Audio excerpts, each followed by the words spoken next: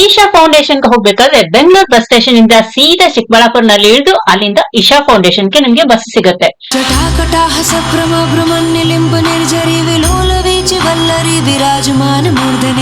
ನಂದಿ ವಿಗ್ರಹದ ಎದುರುಗಡೆನೆ ಈಶ್ವರನ ದೇವಸ್ಥಾನ ಇದೆ. ಪೂಜೆ ಸಲ್ಲಿಸೋರು ದೀಪನು ಹಚ್ಚಬಹುದು, ನೀರನ್ನು ಎರಿಬಹುದು. ಪ್ರಕೃತಿ ನಿರ್ಮಿತ ಕಲ್ಲಿನ ಬೆಟ್ಟದ ಮಧ್ಯದಲ್ಲಿರುವ ಈಶ್ವರ ದೇವಸ್ಥಾನ ನೋಡಲು ಬಲು ಚಂದ.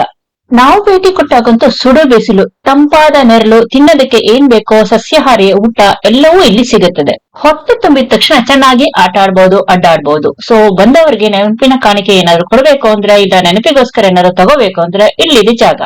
ಶಿವನ ದೊಡ್ಡ ವಿಗ್ರಹದ ತದ್ರೂಪಿ ವಿಗ್ರಹಗಳು ಸಣ್ಣ ಸಣ್ಣ ಅಳತೆಯಲ್ಲಿ ನಿಮ್ಗೆ ಬೇಕಾದಷ್ಟು ಇಲ್ಲಿ ಸಿಗುತ್ತೆ. ನಿಮಗೋಸ್ಕರ ನೆನಪಿಗಾಗಿ ಏನಾದ್ರು ತಗೊಳ್ತೀರಾ, ಇಲ್ಲ ನೆನಪಿನ ಕಾಣಿಕೆಯಾಗಿ ಯಾರಿಗಾದ್ರು ಕೊಡ್ತೀರಾ, ಇಲ್ಲಿದೆ ಎಲ್ಲ ರೀತಿಯ ವಸ್ತುಗಳು. ಇಲ್ಲಿ ಚಿಕ್ಕ ಹಾಗೂ ಚೊಕ್ಕವಾದ ಒಡವೆಗಳು ಸಿಗುತ್ತೆ. ಆದ್ರೆ ಅದರ ಬೆಲೆ ನೋಡಿ ನನ್ಗಂತೂ ಗಾಬರಿ ಆಯ್ತು. ಇಲ್ಲಿ ಮಿಲ್ಲೆಟ್ಸ್ ನಿಂದ ತಯಾರಿಸಿದ ಆರೋಗ್ಯಕರ ಪದಾರ್ಥಗಳು ಬೇಕಾದಷ್ಟು ಇದ್ವು. ಶುದ್ಧವಾದ ಜೇನುತುಪ್ಪ ಹಾಗೂ A2 ಘೀ ಅಂತ ಪದಾರ್ಥಗಳು ಇಲ್ಲಿದ್ವು.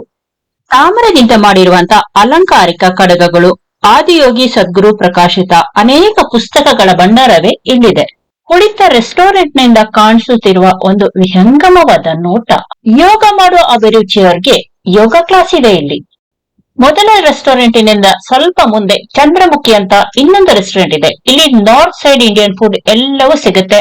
ಸ್ವಲ್ಪ ಮೆನು ಜಾಸ್ತಿನೇ ಇತ್ತು. ಕುಳಿತುಕೊಳ್ಳೋರ್ಗೆ ವಿಶಾಲವಾದ ಜಾಗ ಇದೆ. ಆರಾಮಾಗಿ ಕೂತ್ಕೊಂಡು ಏನ್ ಬೇಕಾದ್ರೂ ತಿಂದು ಚಪ್ಪರಿಸಬಹುದು. ಇಲ್ಲಿ ತ್ರಿಶೂಲವನ್ನು ಹೊಂದಿರುವ ಇನ್ನೊಂದು ದೇವಸ್ಥಾನನೂ ಇದೆ. ಅದನ್ನ ನಿಮ್ಗೆ ತೋರ್ಸೋದ್ ಬಿಟ್ಬಿಟ್ಟೆ. ಆದ್ರೆ ಈಗ ನಾನು ವಾಪಸ್ ಹೊರಡ್ತಾ ಇದ್ದೀನಿ. ಮತ್ತೊಮ್ಮೆ ಸಿಗೋಣ. ಬಾಯ್ ಬಾಯ್. ಯಾರಿಗೆಲ್ಲ ಇಂಟ್ರೆಸ್ಟ್ ಇದೆ ನೀವೊಮ್ಮೆ ಭೇಟಿ ಕೊಡಿ. ಈಶಾ ಫೌಂಡೇಶನ್ಗೆ ಹೋಗ್ಬೇಕಾದ್ರೆ ನೀವು ಮೆಜೆಸ್ಟಿಕ್ ಬಸ್ ನಿಲ್ದಾಣದಲ್ಲಿ ಹತ್ತಬೇಕು ಅಂತ ಏನಿಲ್ಲ. ಹೆಬ್ಬಾಳ ಸುತ್ತಮುತ್ತ ಇರೋರು ಹೆಬ್ಬಾಳದಿಂದನೂ ಹೊರಡಬಹುದು.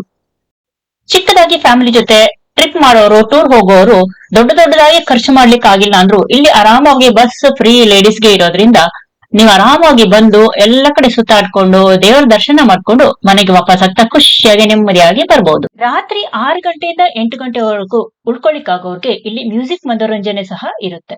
ಈಗಾಗ್ಲೇ ದರ್ಶನ ಮಾಡಿದವರು ನಿಮ್ಮ ಅನಿಸಿಕೆಯನ್ನು ಕಮೆಂಟ್ ಮಾಡಿ.